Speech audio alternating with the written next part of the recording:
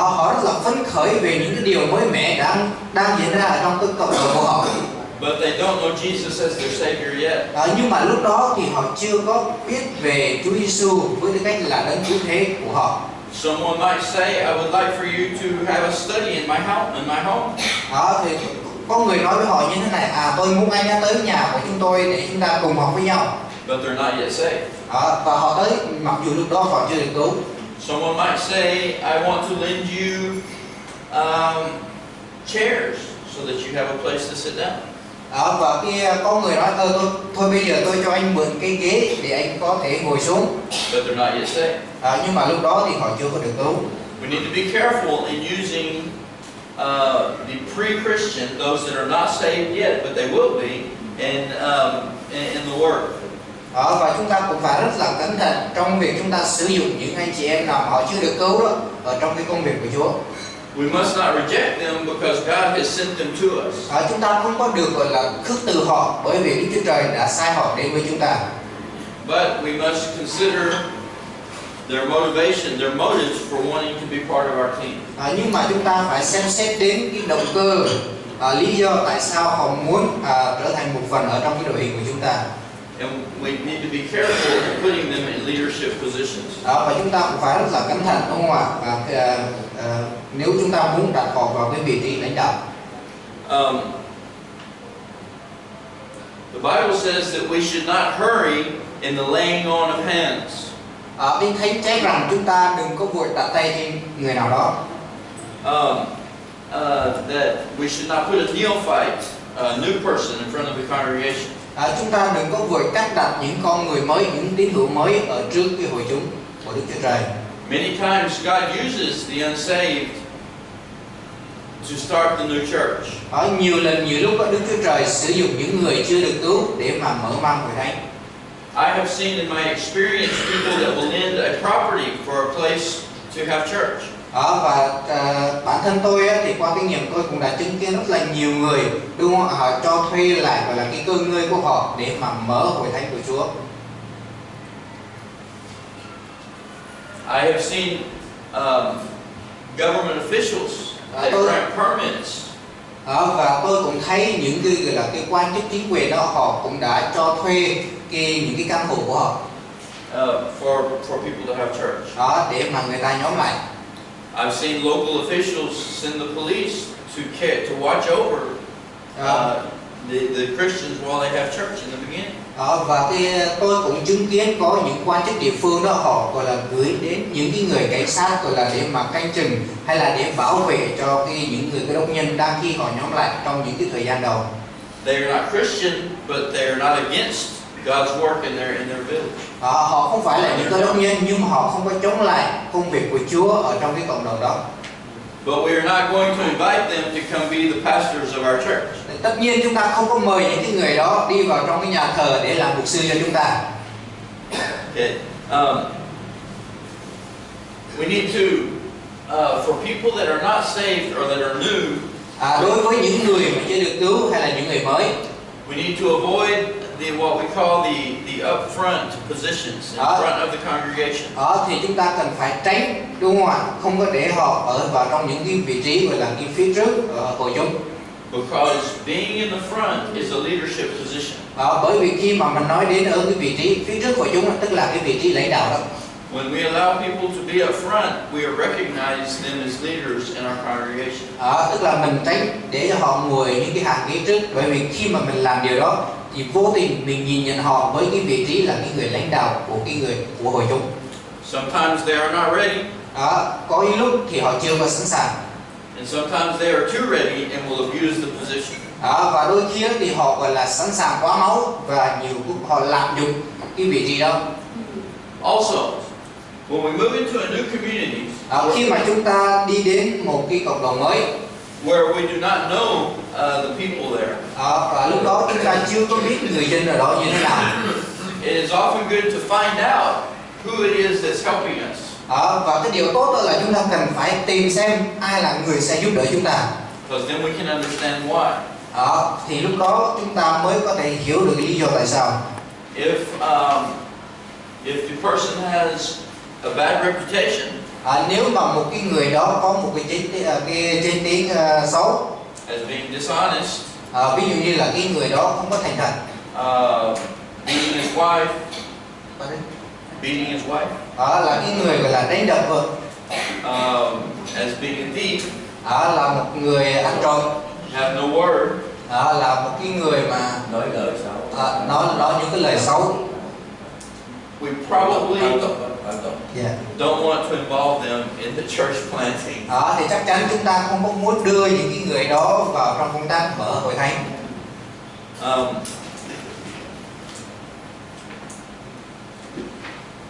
Very good. Even among believers Ngay cả giữa vòng các tín hữu that want to help us, họ muốn giúp đỡ chúng ta, we must see what their motivation is. thì chúng ta phải xem thử là cái động cơ của họ như thế nào. If we go to a new place where there's believers that are living there, Khi mà chúng ta đi đến những cái nơi mới và chỗ đó đã có những tín hữu sinh sống rồi, but are not part of a local visible church, nhưng mà họ không phải là một cái phần ở trong một cái hội thánh hữu hình tại đó, tức là nhà thờ ở tại đó, and they want to come help us begin a new church, và họ muốn đến giúp chúng ta để mà bắt đầu khởi sự thành lập một hội thánh mới, the responsible thing is to ask ourselves why. Và cái trách nhiệm của chúng ta là mình phải hỏi họ lý do tại sao họ muốn làm cái điều đó. Why, if they're believers, they're not part of a church already? Tại sao họ là người tin Chúa rồi nhưng mà tại sao họ không phải là một thành viên của một hội thánh đã có mặt ở tại đó? And what reason is in their heart to want to come help us? Và lý do ở trong lòng họ là gì khi họ đến để mà giúp đỡ chúng ta?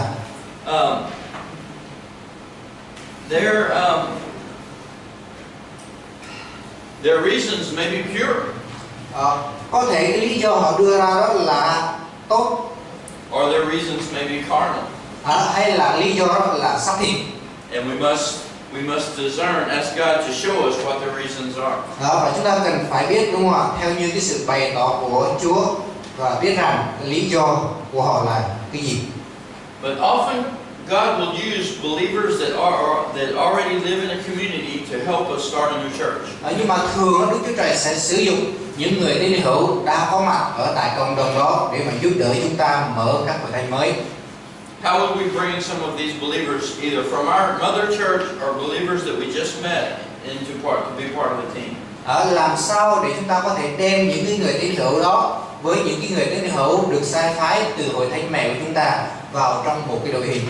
Well, we will sit and talk with them. Tức là chúng ta cần phải nói chuyện với họ over tea. Tức là chúng ta gọi là ngồi uống trà nói chuyện với nhau. Coffee. Hay là uống cà phê. But we find a reason to speak to them and to know their heart. Mình tìm cớ, đúng không ạ? Mình nói chuyện với họ để mà tìm hiểu xem lý do của họ là cái gì. Sometimes we can invite them to be part of our team.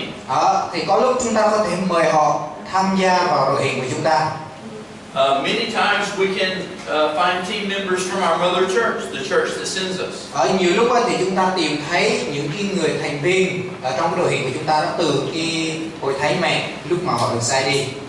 The church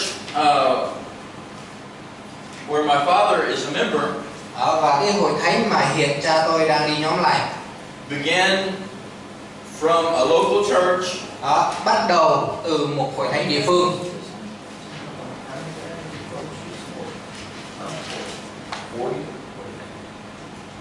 The mother church took 40 families.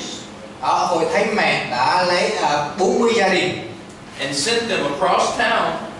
Và gọi là sai họ đi đến cái thành phố khác to start a new church. Để mà bắt đầu một hội thánh mới. After that church organized, sau khi mà hội thánh đó đã được gọi là tổ chức rồi, most of them returned to the mother church. Thì đa số họ đã trở về lại hội thánh mẹ. Although God led some to stay. Và Đức Chúa Trời cũng đã dẫn dắt một số người để họ ở lại. So their church planting team và đội ngũ mở mang hội thánh của họ came from the mother church. Đến từ hội thánh mẹ. They lent them members for a year. Và chúng ta có thể nói như thế này, tức là hội thánh mẹ gọi là cho thuê, đúng không ạ, những cái thành viên ở trong cái hội thánh của mình đó đi đến chỗ khác trong vòng 1 năm. To start the church even though they would not stay there. Để mà mở mang hội thánh mặc dù họ không có ở luôn tại đó. We can also recruit from partner churches. Chúng ta cũng có thể tuyển mộ từ những cái hội thánh gọi là cùng công tác với chúng ta.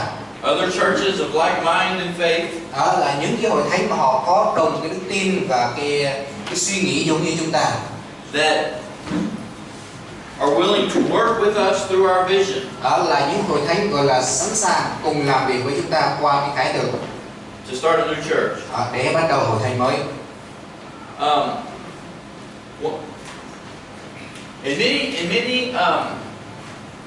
In many cultures, trong nhiều văn hóa, it is good.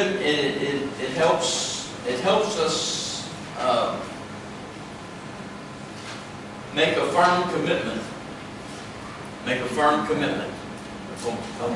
Ở trong nhiều cái nền văn hóa đó, thì chúng ta đưa ra những cái lời kết ước rất là gọi là chắc chắn. When we sign our name. Khi mà chúng ta ký tên của mình vào. So if someone comes and says, I want to help you plant your church. Khi mà có ai đó đến và nói rằng tôi muốn giúp quý vị mở mang hội thánh. And I am wonderful with the guitar. Và tôi chơi guitar đó thì tuyệt hay luôn. I want to help you for 1 year. Tôi muốn giúp quý vị trong vòng 1 năm. I would say very well. Tôi thì sẽ nói như này. Write it down and sign your name. Vậy thì vui lòng viết xuống rồi ký tên vào. They say, biết liền. Maybe they're not sincere. Có thể họ không có thật lòng. Maybe their emotions got the best of them. Có thể là đối với họ đó thì họ để cho cái động cơ riêng của họ thôi thúc họ. So it is often good to get them to write down how they want to help and for what time. Cho nên mình cần phải gọi là yêu cầu họ gọi là viết xuống những cái gì họ muốn giúp đỡ chúng ta thời gian trong bao lâu. Đó là một cái điều tốt cần thiết. It makes a firm commitment to the church planning team. Và cái điều đó sẽ đem đến một cái sự kết ước chắc chắn đối với cái đội hình mở mang hội thánh. Of course, tất nhiên, if they break their commitment, nếu họ phá vỡ đi cái lời kết ước, we're not going to send the police to their house to get them. Tất nhiên chúng ta không có gọi cảnh sát tới nhà họ để bắt họ đi. But it helps for them to formalize what God has called them to do. Nhưng mà cái điều đó sẽ giúp cho họ, đúng không ạ? Gọi là viết ra một cách rõ ràng những gì mà Chúa muốn họ làm. Very good.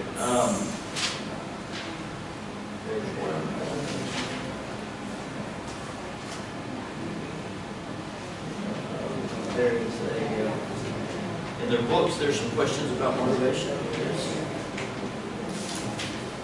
Quý vị tìm giúp ở trong sách này có cái chỗ nào nói là về cái động cơ không? Ở trang bao nhiêu ạ? 79. 39. Dạ. Cảm ơn. Trang 39. Yes.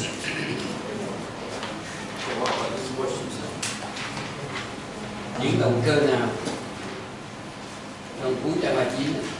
Dạ. Dạ đây rồi, những động cơ nào trên đây mà quý vị muốn thấy trong nhóm khởi động? This is one of these following motivations that you can see in your blogs. We'll not do those here, but think of those. Chúng ta không có làm cái điều này tại đây, nhưng mà quý vị hãy suy nghĩ về những điều này. Think of the different motivations that could have, that could be, that people could have.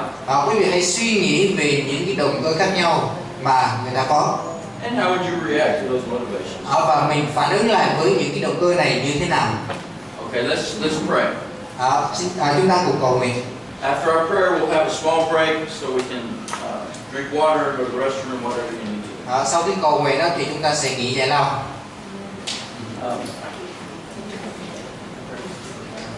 Bây giờ tôi xin phép được cầu nguyện.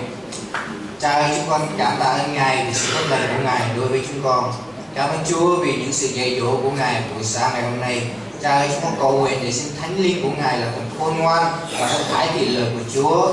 Chúa ơi, cho chúng con, xin Chúa Ngài gieo trồng những gì mà chúng con và con cái của Ngài nhận lấy trong buổi sáng ngày hôm nay. Để Chúa những gì chúng con được học, được trang bị thì bởi ân điển và bởi quyền năng Thánh Linh của Ngài chúng con thì có thể áp dụng ở trong Chúa ơi, đời sống cá nhân của chúng con trong lúc mà chúng con đi ra hầu việc Ngài.